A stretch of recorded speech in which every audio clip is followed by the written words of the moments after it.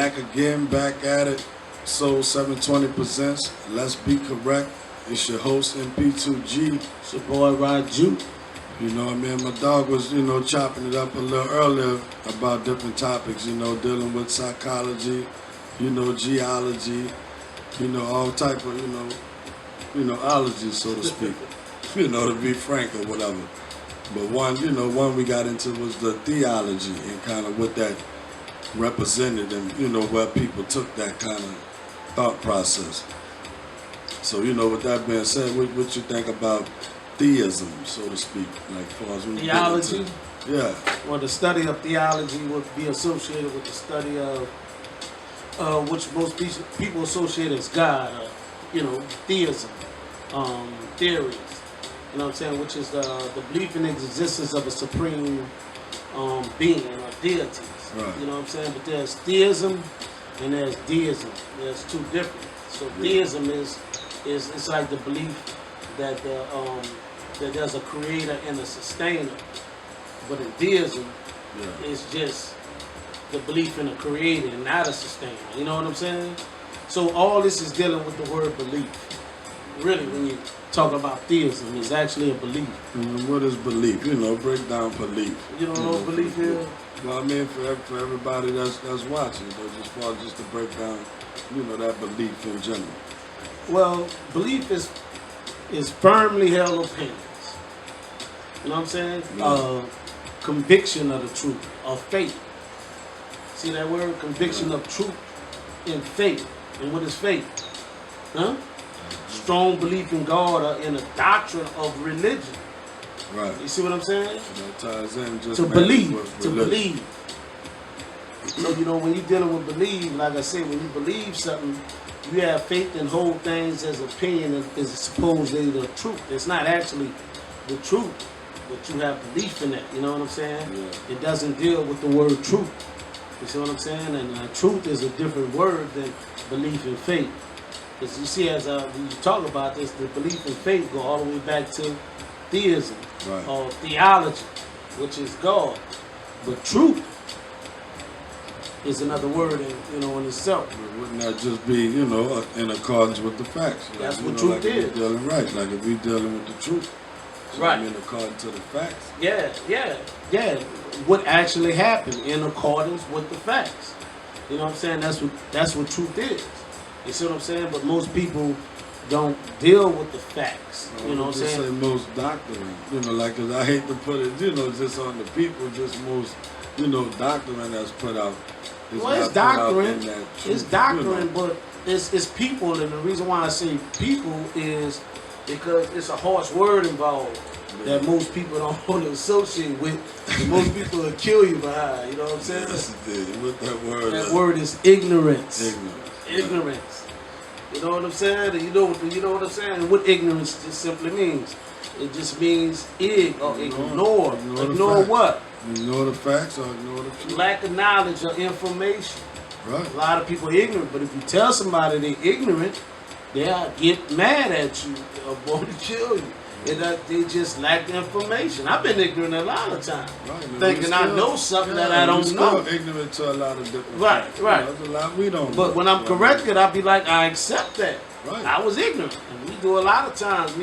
About sports or whatever. I think I got it right. Yeah, you got it wrong. Got it wrong. I had it right one time, Until, Rise tell me, look it up. Yeah. Google it. You got that Google right there. I Google it. He was right. He was right. He checked the stats. He checked the stats. So, just ignorance. And ignorance just means to ignore the facts. A lot of people just ignore the facts. You know what I'm saying? And that's what's part of this Let's Be Correct. This podcast that we got is, Let's Be Correct. Just dealing with the facts. A lot of people are not in accordance with the facts, but they don't understand that if you're not in accordance with the facts, your belief cannot be true. And how you break that down? Like you say, your belief can't be true based off of that. Because, especially if you're dealing with, if you so religious or dealing with the Bible, if you go to Genesis, it says in the beginning was God. When you go to John, it says beginning was the Word. Yeah. So you talking about the Word and God being one and the same. So the word has to be divine in accordance with the facts. Yeah. For that to be divine. It can't just be divine because you believe something, because what is belief? Belief is ignorance. Oh, the acceptance of things you don't know to be true. How you going to take something that you don't know to be true and associate yourself with something divine? It's just, that's not what it is. You know, you're consciously insane. You know what I'm saying? So, you know, that's all we, you know, dealing with that, you know, SOHL 720. Let's be correct. We just presenting the facts. And dealing and speaking of facts though, because me, you know, I just like to look up certain little facts and stuff like that to help me along in my path of knowledge and wisdom. And one fact I, you know, attempted to look up was the oldest religion. You know, and it brought me to Hinduism, Sanatana Dharma, Sanskrit language, you know, the mother of all languages. Sanskrit Sanskrit language. Right, it brought you that. That's the oldest, like that's considered the oldest religion. language. No, that's the oldest religion. See, when you're dealing with the Hindu, you're dealing with the Krishna. Yeah. You're dealing with what they call Krishna, or Christ, so to speak. You know what I'm saying? Krishna is the 8th avatar. That's what the movie Avatar. Y'all saw the Avatar. If you look up Krishna, Krishna is the same color as that Avatar in that movie they made. Yeah. So they're telling you something, but you just got to pick it up. So, you know, Krishna. But that Sanskrit, what's it called? Sanskrit. It's Sanskrit. Like it's the oldest religious text. Right. It deals it deals with reincarnation. And most people, you know, deal with reincarnation. And you know what I'm saying? Is it deals with Christ or Christos. That's where the word Christ comes from. And that's why it's the oldest religion. Now you gotta be, you know. Yeah, that's what I said. I always specify as far as what that is. Like if I go to, you know, oldest, like I said, oldest deity or oldest religion, you know, and even the difference between spirituality and religion, so to speak. Like even in that kind of conversation, like, because I've heard people mention that that's not one and the same. Like some people view it different ways. You know, like it's a difference between like somebody saying they're religious and being spiritual.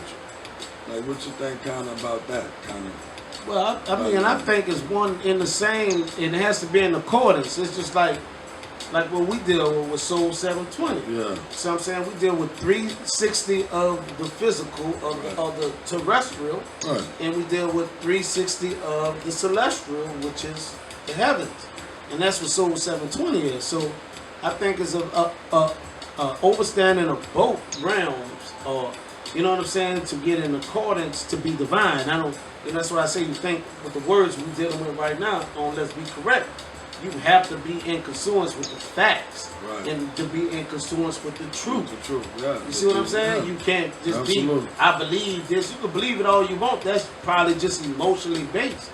How you feel doesn't necessarily make something the truth. Make that the truth. Yeah. Right. You're right.